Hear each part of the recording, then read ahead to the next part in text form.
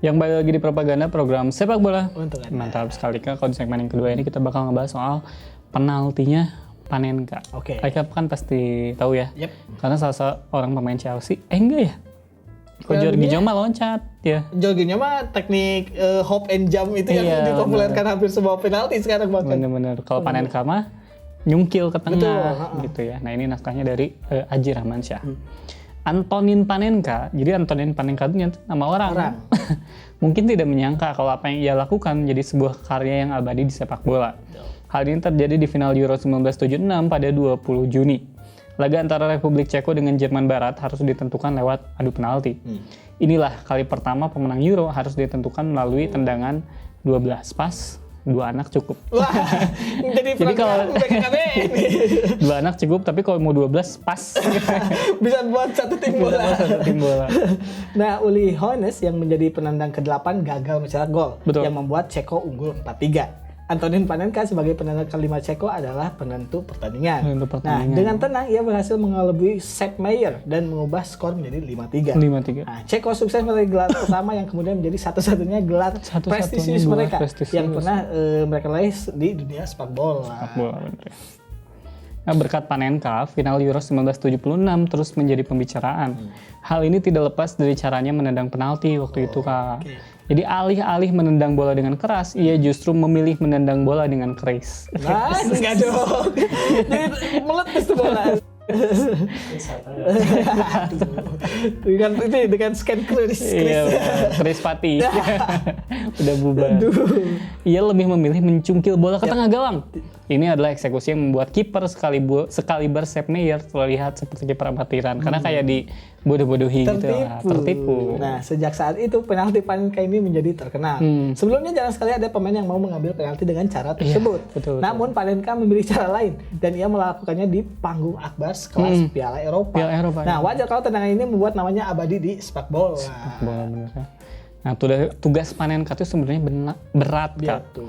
Karena di pundaknya ada harapan rakyat Ceko untuk bisa menjadi juara. Betul. Dan makin berat juga, ternyata ada tuyul. Palingan ini udah pakai koyo masih berat ada yang gitu. hinggap Ada di yang sini. hinggap di Iya. sini. Nah, jadi kalau penaltinya gagal, Jerman tuh bisa aja jadi juara Betul. saat itu.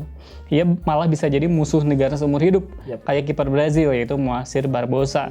Beruntung takdir Panenka sangat bagus pada saat itu karena dia berhasil menjalankan tugasnya dengan baik. Tuh, nah meski begitu Panenka yang ia lakukan pada Euro 1976 bukanlah percobaan pertama. Betul. Ia sudah beberapa kali memakannya dalam beberapa pertandingan. Penalti di final tersebut merupakan Panenka yang ke-10 bahkan. Betul. Nah, namun Panenka mulai terkenal sejak final ini mengingat pertandingan tersebut disiarkan langsung oleh banyak stasiun TV Stasiun saat TV. itu. Jadi kalau yang lain mungkin nggak terlalu kedengar keluar. Iya, benar.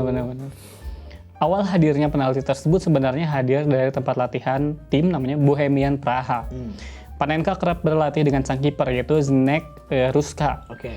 Agar lebih seru, latihan tersebut disertai dengan taruhan. Wah, judi juga. Iya, ini kayak bapak-bapak main gapleh di pos ronda.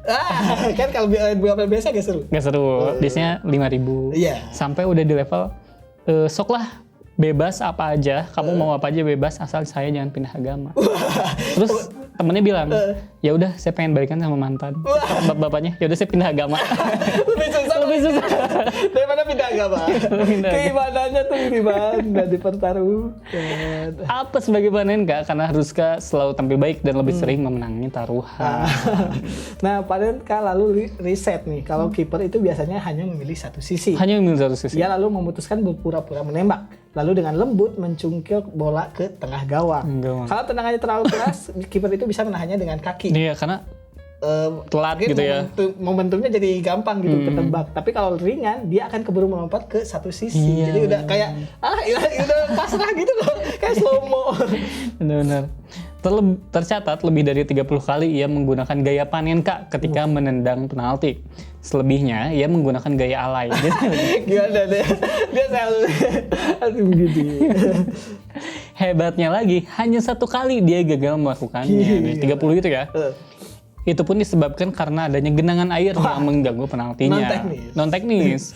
Alasan Panenka menendang saat itu seperti itu, soalnya dia sering gagal kalau kiri kanan doang bisa gagal. Yang normal dia malah gagal. Normal tuh gagal. Nah, setelah 1976 tuh akhirnya banyak pemain bola yang mencoba untuk melakukan gaya Panenka. Sebutkan saja Francesco Totti pada Euro 2000, Andrea Pirlo ketika Italia mengalahkan Inggris, Sergio Ramos pada saat Spanyol mengalahkan Portugal di Euro 2012, dan Sebastian Abreu saat Uruguay mengalahkan Ghana pada Piala Dunia 2010. Mengalahkan Ghana. Iya benar, kita bahas kemarin. Bahkan Lionel Messi dan Cristiano Ronaldo saja pernah melakukan Panenka. Benerin 2 GOAT ini tuh. Betul, emang bisa bersaing. Meskipun terkenal, tapi penaltinya itu tuh kayak ngasih dia kutukan. Soalnya orang-orang ini hanya mengenal penaltinya, sementara momen lain dalam hidupnya tuh orang-orang nggak ada yang tahu. Iya, ini juga saya sebelum naskah ini saya cuma tahu nendang penalti doang. Iya. Kayak misalkan contoh waktu dia jadi ketua RW. Wah, orang-orang tuh nggak ada yang tahu gitu. Kok ada sistem RW juga. Padahal Panenka juga mencetak gol lain dan punya aksi-aksi spektakuler lain Kak, gitu. Nah, emang wajar sebenarnya jika Panenka kecewa. Wah, kaget sama. Nah, sedari awal ia itu punya keinginan untuk bisa memperkuat klub-klub di Eropa. Tentu saja dia kan nggak berhenti sampai sana karena itu. Nggak cuma di Ceko doang dong. Betul. Harusnya. Akan tetapi keberadaan rezim komunis membatasi gerak-gerik siapa saja yang termasuk atletnya. Yang membuat tidak bisa ini yang membuatnya tidak bisa memenuhi impian tersebut.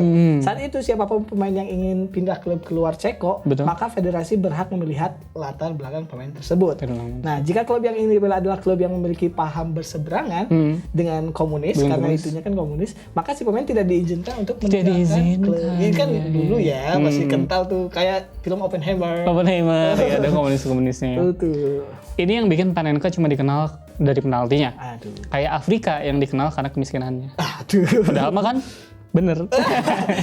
Bisa lebih terkenal dari lainnya gitu kan. Kekayaan faunanya. Iya bener. Padahal negara Afrika yang maju juga banyak Kak. Iya. Kayak Afrika Selatan, Mesir, Nigeria, Mauritius, Gabon itu tuh negara-negara Afrika yang maju. Bener tadi kata Alika. Afrika ini bisa dikenal karena itu Flora dan Fauzan. Fauna dong, Fauzan siapa? Ada di Twitter kayak jadi bikin skripsi membahas Flora dan Fauzan. Fauzan ini siapa? Oh dia makhluk setengah hewan. Terus ada yang ini juga Kak.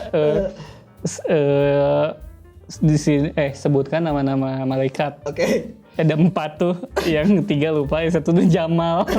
Jibril, Mikail, Israel, Munkar, Nakir, Rokib, Atib, Jamal. Yang Jamal tuh ada yang nge-vote Kak.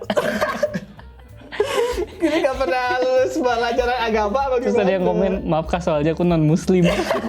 Ngapain ikut kelas ini? Soal ini kenapa dijawab? Nah jadi si Panenka ini kayak soal karir sepak bolanya cuma dihabiskan di Bohemians Praha. Dia baru pindah klub di usia 30 tahun, itu pun cuma ke Austria sama Rapid Vienna. Terkenal juga. Nah, beruntungnya Panenka kini mulai berdamai dengan situasi. Meski tidak memiliki pengalaman bermain di klub bagus, apa yang ia sudah lakukan berhasil menjadi sejarah yang tidak akan pernah mati untuk diceritakan. Jadi ya, sebenarnya kalau jadi Panenka ya bahkan dia kayak harusnya bangga karena ya tidak banyak pemain bagus yang namanya diceritakan jadi satu teknik sepak bola gitu. Ini. Panenka itu sama kayak Indro Warkop. Kenapa tuh? Film Warkop itu disiarin tiap Lebaran. Tapi dia nggak dapat apa-apa. Iya, aduh. Panenka juga sama kan, terkenal apa-apa. Iya, mau dia jadi sombong juga tetanganya nggak dapat apa-apa. Mending jadi ketua RW dapat duit. Ujung-ujungnya dia lebih memilih jadi ketua RW. Iya. Itu tadi kayak pembahasan kita soal Anton Panenka yang terkenal karena tendangan penaltinya. Tapi sayangnya penalti itu tuh jadi kayak semacam kutukan yang membuat dia ya nggak ada hal yang terkenal gitu. Jadi mana-mana tetap di propaganda program sepak bola. Untuk kan. Mantap.